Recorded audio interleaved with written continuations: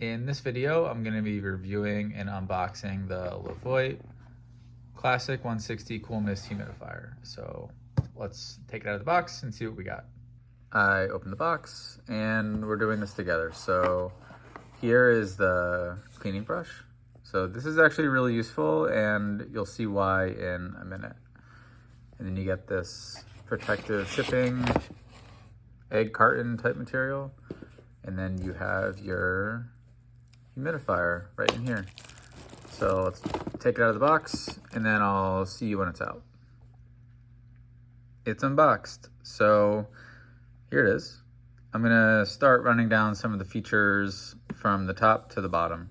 So the first thing is this rotating spout, I guess. This is where the humid air comes out. So once the bowl is filled, it's plugged in and it's turned on, you'll see basically cool mist coming right out of this hole. So if you have your humidifier on a table, a desk, a dresser, a floor, whatever, and you want to direct the air to go in this direction or in this direction, you spin that and that's how it works. So when you pop off the lid, this is where you put the water in, and it's like pretty straightforward. So if you look down, that is the filter. I already twisted it off, so I'll pull it out so you can see. So this is, whoopsies, this is the actual filter. And it's pretty like simple in construction, but if you're looking to get replacements, check online, either directly on Levoit's website, on Amazon, or whatever. But you're looking specifically for a filter there. If you have unfiltered water that you're putting in, you'll notice after a few times of use that this might actually get kind of dirty. So if it's dirty, it means it's doing its job and that's what you want. So let's put this off to the side. And the actual bowl is fairly simple in construction. This comes off too. Something to know is when you fill it with water, this base will also fill up with water a little bit. So when you're moving it while it's filled with water or has been used, and you move it and tip it thinking, oh, it's okay, there's water in here, you might actually spill a little bit if it kind of leaks from this general area. So be careful. This is also pretty simple and straightforward. The reason why I like this specific type of cool mist humidifier is it's like super simple. On, off. When you turn it on, there's, you know, a little bit of cool mist that comes off, and then when you crank it up, you get a lot. I'll give you a demo in a little bit, but that's why I like this. There's not a lot that can go wrong. It's pretty straightforward. You know, a lot of these parts can be kind of wiggled out so that if you want to clean this general base area, you can. And that's it. That's the bottom, so that's kind of what you can expect. Here's a close-up of the button. It's like a really nice weighted dial. It feels like has a little bit of tension, so it's pretty nice to turn. Feels nice and sturdy.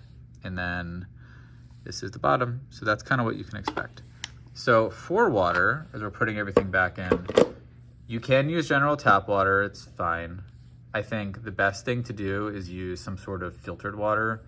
The absolute best thing you could do is use some type of reverse osmosis or distilled water. When you use that, you'll basically have almost zero particulates that need to even be filtered out. So the filter probably, it's still good to have, but you'll need to change the filter hardly ever. And then you'll notice that there's like virtually zero built up minerals and other deposits inside of the humidifier itself. The reason why I don't typically like this type of humidifier is because if you have unfiltered water, you have to clean it very frequently. But if you have any type of filtered, bottled, distilled, reverse osmosis water, you're good. I filled up a little bit of water, maybe to about here. So let's turn it on and watch some of the cool mist coming out at the top. So it's on. It's very quiet. And when you have right over the click, there's a little bit of air coming out. Maybe I can show you behind the box.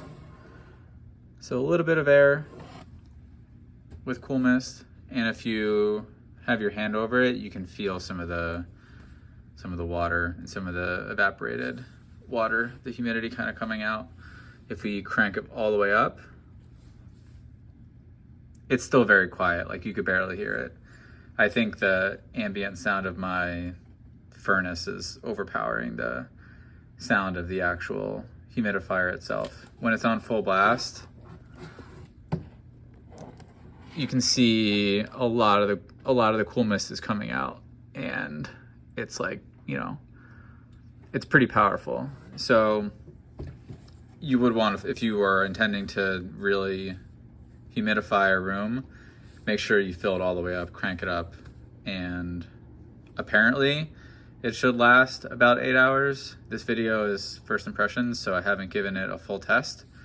If you're using this for the first night, maybe put it on half, see where you are. You can also adjust it based on if your room is already pretty humid, you probably don't need full blast. If your room is extremely dry, you might want to crank it up.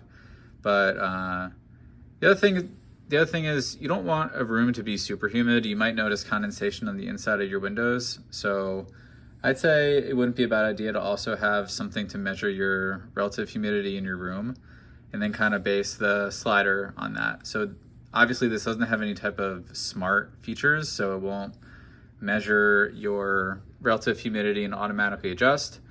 That's on you. But you know, I think that's also a good thing because you can base it off of feel and other factors like temperature outside, temperature inside, and things like that. So why would you even need a humidifier in the first place? So generally, if you have a lot of plants and it's dry and you want to keep them humid, that would be a good practical use of it.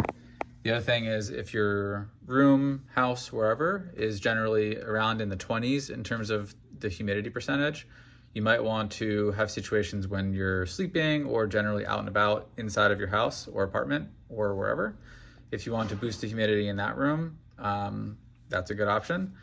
Specifically, this humidifier from Levoit is pretty tiny. So you might want to have this in a really small space or a really small room. And I like it. I actually had the bigger one and I wanted to downgrade to the smaller one because the big one was a little bit too big.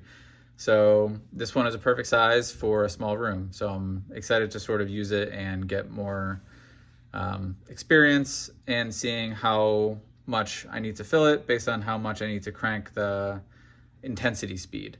So I hope you found this review helpful. And if you're interested in learning more, check out a link in the description and I'll include affiliate links to this humidifier along with some more information. Thanks for watching.